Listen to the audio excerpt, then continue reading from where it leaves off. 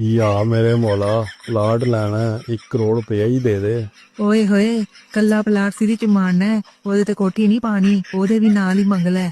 या मेरे मौला प्लाट ਲੈਣਾ और ਤੇ ਕੋਠੀ ਹੀ ਪਾਣੀ ਹੈ 2 ਕਰੋੜ ਰੁਪਇਆ ਦੇ ਦੇ। ਓ ਹਾਏ, ਕੱਲੀ ਕੋਠੀ ਸਿਰੀ ਚ ਮਾਰਨੀ ਏ, ਗੱਡੀ ਵੀ ਤੇ ਚਾਹੀਦੀ ਏ, ਗੱਡੀ ਤੇਰਾ ਪਿਓ ਲੈ ਕੇ ਦੇਗਾ, ਉਹਦੇ ਵੀ ਨਾਲ ਹੀ ਮੰਗ ਲੈ। या मेरे मौला प्लाट ਲੈਣਾ और ਤੇ ਕੋਠੀ ਪਾਣੀ ਹੈ, ਕੋਠੀ ਦੇ ਅੰਦਰ ਗੱਡੀ ਖੜੀ ਕਰਨੀ ਹੈ 3 ਕਰੋੜ ਰੁਪਇਆ ਹੀ ਦੇ ਦੇ। ਦੂਰ ਫਿਰੇ ਮੂੰਹ, ਬਾਲ ਬੱਚੇ ਵੱਡੇ ਹੋ ਰਹੇ, ਉਹਨਾਂ ਦਾ ਵਿਆਹ ਵੀ ਕਰਨਾ ਹੈ, ਉਹਨਾਂ ਦੇ ਵੀ ਨਾਲ ਹੀ ਮੰਗ ਲੈ।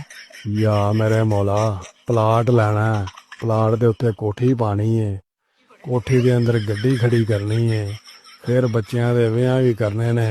या अल्लाह पाक 4 ਕਰੋੜ ਰੁਪਇਆ ਹੀ ਦੇ ਦੇ। ਹੁਣ ਤੈਨੂੰ ਹਰ ਗੱਲ ਮੈਂ ਸਮਝਾਵਾਂ? ਤੈਨੂੰ ਆਪ ਨੂੰ ਅਕਲ ਨਹੀਂ ਹੈਗੀ?